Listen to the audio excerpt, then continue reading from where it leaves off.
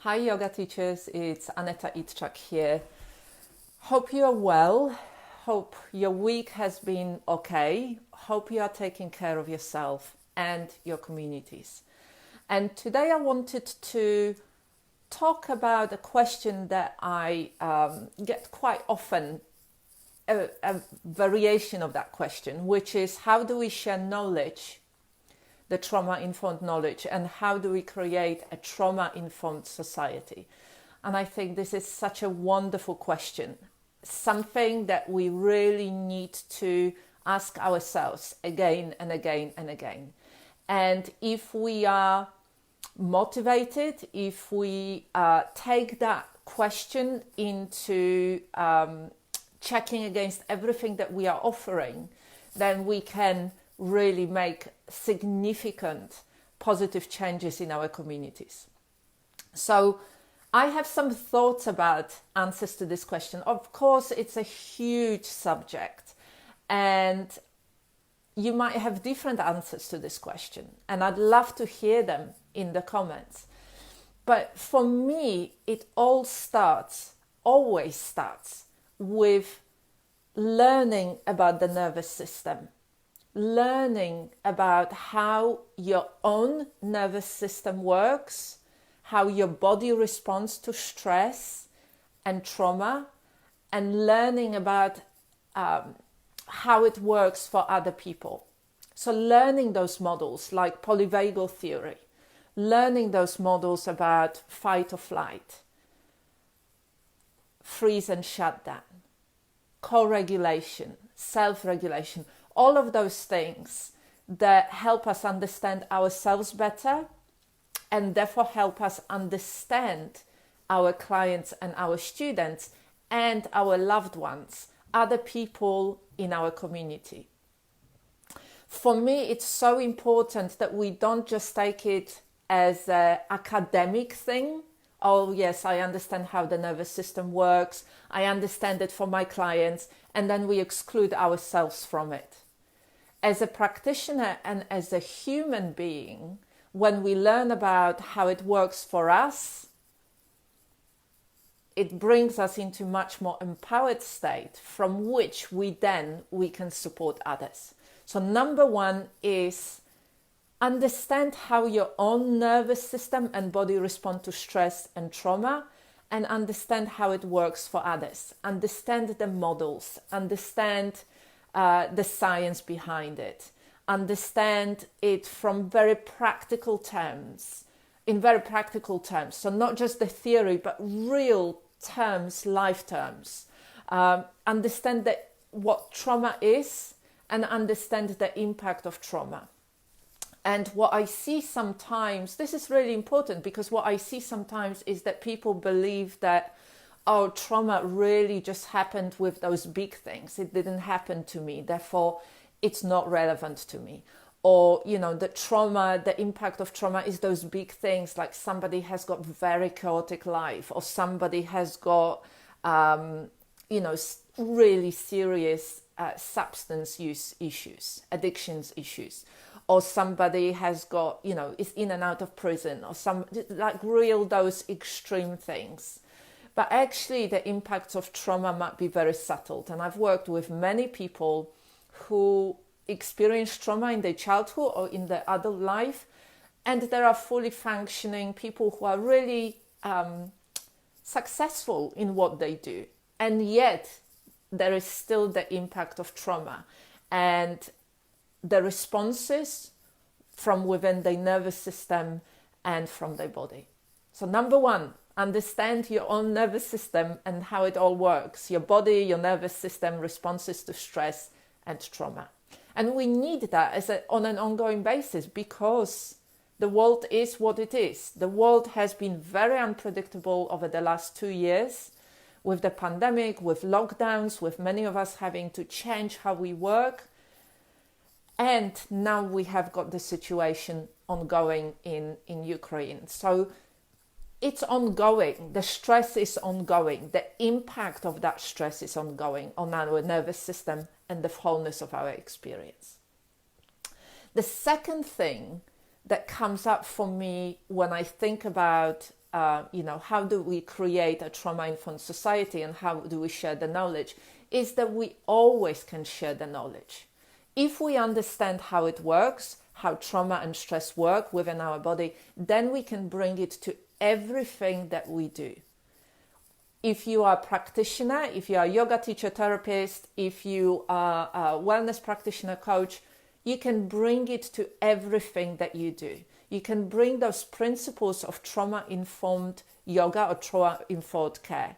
You can always start with safety, with helping your clients feel safe in the environment, in the relationship with you, in the present moment, teaching the practices right from the beginning that will help them to regulate or move towards more regulation of the nervous system. Very simple somatic practices that they can do every single day, not just when they are with you, but when they go off into the daily life. So keeping it very simple, but very practical, very accessible, and we can just share it with people. You can, when it comes down to safety, really validating people's experiences. Of course you're feeling like this. Of course you're feeling anxious. Of course you're not sleeping. Of course your digestive system is impacted. Of course, just look what's happening around you. Of course your body is responding in that way. That's a normal response to a nervous system and a body that feels under threat. Of course you are feeling that. Really normalizing. The other thing around safety and, being trustworthy and working with somebody or connecting with somebody is to really having clear boundaries and sticking to them. Having very clear boundaries. I can help you with this, but actually you are in a crisis situation and I can help you by referring you to somebody who can help you in a much more intense way, on the level that you really need support right now. As yoga teachers, as yoga therapists, we're not crisis intervention workers. I worked in a crisis intervention for over 6 years in London in a crisis center. I know for sure we are not, as yoga teachers, we are not prepared or trained or able to support somebody in a crisis situation, in an acute situation, but we can refer them to get support from professionals and organizations that can provide that support. And those healthy boundaries, and there is another video that I did around healthy boundaries, and this is something that we talk a lot in the trauma-informed teacher training, in my mentoring sessions. We talk a lot about boundaries. Boundaries keep you safe and boundaries keep the other people safe in a professional relationship. But also, in our daily life, having those boundaries, keeping ourselves safe, keeping other people safe. The other thing, so the second thing is about starting with safety, always starting with safety. So in practical terms, how would it look for us as a yoga teacher? It would be having, doing a risk assessment, doing an assessment of needs, doing, when we're working with people, doing health check questionnaire with somebody so we know how they're presenting, what challenges are, what they need in the sessions, meeting somebody where they are at, and then shifting into, offering choice, offering options, and building those healthy, clear, boundaried relationships with our students. And the next thing as we move on is to really collaborate with our students. So number 3 is collaboration. And when I say collaboration is, I already mentioned, meeting our students or meeting other people where they are at. And really validating the experiences and being aware of power dynamics. Power dynamics always exist in relationships. And this is something that we all need to learn, whether it is professional relationship or whether it is private relationship.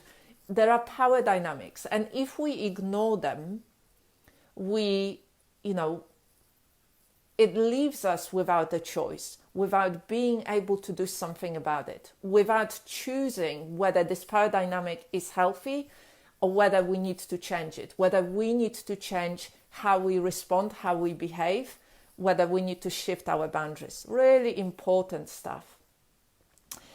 When we collaborate, when we give people choices, when we collaborate with them, it leads to people feeling empowered,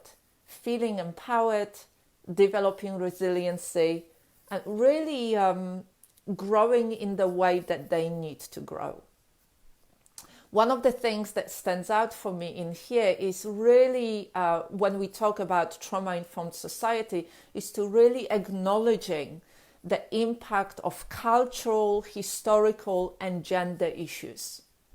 Again, this is around power dynamics. This is about how our society is structured. It exists. And it's so interesting that, we can relate to it on a human level, but we never really know deeply, somatically, how it feels for somebody who's experienced something. So, for example, if you have not experienced, racial issues, you might not be able to really understand what the person is saying.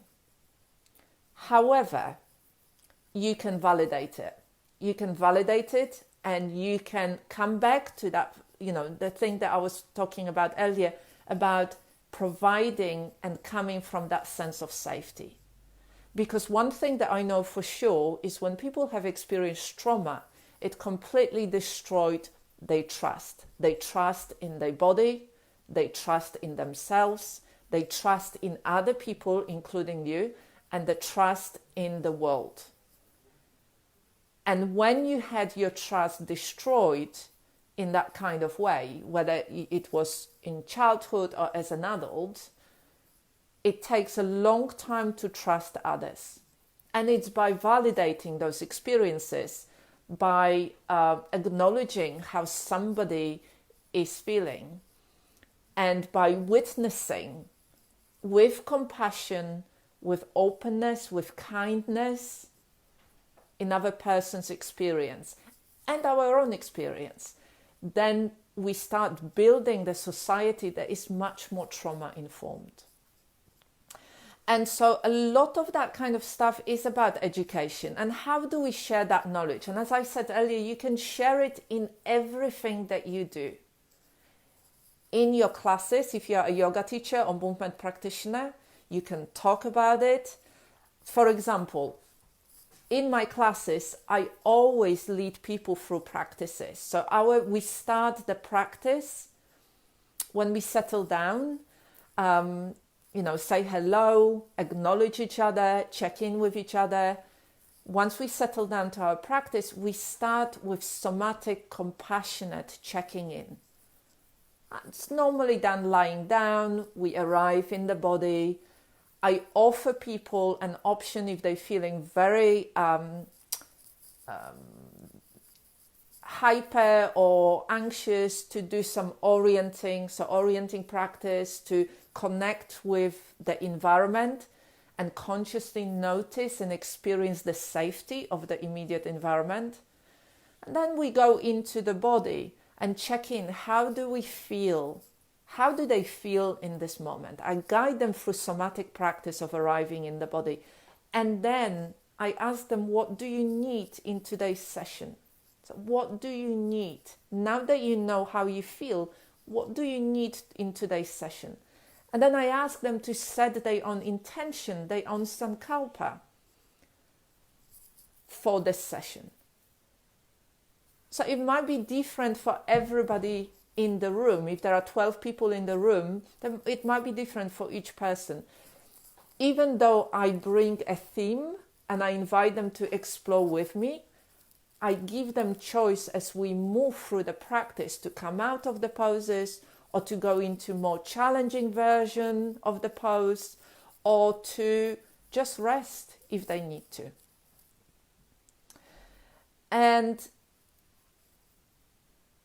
working in this way create a real good relationship with my students. You know, I've had students that have been with me for 8 years. They come to every single term unless they are away, because I offer that safety. There is no competition, there is no pushing, there is no striving, there is no kind of you have to do that or push a little harder. There is a choice that leads to them feeling empowered, to them being able to, having the tools and being able to acknowledge how they are and what they need, and to really develop their own resiliency. And in those sessions, I always talk. You know, sometimes people call it Dharma Talks, and I've heard it called that. But I talk in that, you know, initial session, and through the sessions, I explain in very simple terms what we're doing and the impact, for example, of the breath, breathing in a certain kind of way, what it does to your nervous system. I talk to people. I just share that knowledge really freely. So, for example, I had a new student this Wednesday, and this person came in, we were chatting, and it was obvious to me, she's done some yoga before, and not for a long time. She's told me a lot about chronic pain, back pain, and her knees and tightness in the body. And as we were going, so I had a long chat with her before, we filled in some forms, I was aware of what's happening, I watched her move, so I did my assessment on her movement without actually asking her to do anything. Just as she was moving, getting on the mat, sorting out her stuff, I paid attention. And then through the session, I kept giving options, I kept explaining things to everybody, so she wouldn't feel singled out. And then at the end, we just chatted. And I explained certain things. I explained about the nervous system. I explained about, I pointed out to her that she wasn't breathing and what happens to the body when we start breathing. So I was saying things like, when we hold the breath so tight, we say to our body that we are, and our nervous system, that we are under threat, that we are in danger. So there is a whole cascade of stuff that is then happening in the body. It's not just the breath. Everything is ready. And so we talked about this, and I shared that knowledge. And then, then she told me that she's got quite high levels of anxiety, which I already knew from the way that she was presenting.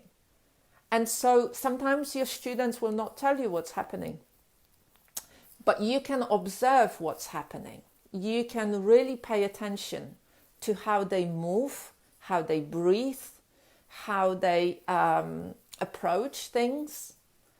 And so we had a really, really good conversation around it. And she will be coming back to another class. And she's interested also in some one-to-one work, because, and that's something that, she mentioned to me, she asked about it. And I didn't go too deeply into it. And I just said, well, go on my website, book a free consultation session with me, and I will be very happy to discuss that with you. So that was my boundary. I don't want to stand there, tell her all about the prices. I want to keep it separate. Give her the space so we can talk and see what she needs. And so I shared the knowledge freely and openly in very simple terms. I wasn't talking about trauma-informed approach. I wasn't talking about yoga therapy for anxiety. I wasn't talking, but I just made it really accessible to her. I normalized and validated her experiences. I translated it into what I observed and what she was saying to me. I translated the theory and the models and understanding of the nervous system to that. So this is just an example of how we can do that. We can bring that understanding and the knowledge to everything that we do. all the classes, all the offerings, all the one-to-one work that you do, the newsletter, the posts, we can share it. But what's important in here when we talk about it is that we translate it, that we don't use the lingo. You know, it's like every professional group has got their own language. That used to drive me mad in social care, because we used to go to this, child protection reviews and stuff like that, and everybody, all professionals, would use this abbreviation and this language, and the family would be sitting there not knowing what the hell they're talking about. And it's the same sometimes what I see with yoga teachers. We do the training and then we use the same language as we used in the training, and our students don't really understand that. We need to translate it into practical terms, into, when we're talking with other people, what does it mean? Words like stress, trauma-informed or trauma, anxiety, resilience, they might not mean anything to our students and our clients. So how do you translate it in very practical terms for them? So these are just few of my thoughts. I'd love to hear what you think about it, and I'd love to hear, how you share the knowledge, trauma-informed knowledge, how you work on creating a trauma-informed society, because we all do it in slightly different ways. I'd love to hear more, and I hope we can continue having this conversation together to create a better world for the benefit of all. Thank you. Take care of yourself for now.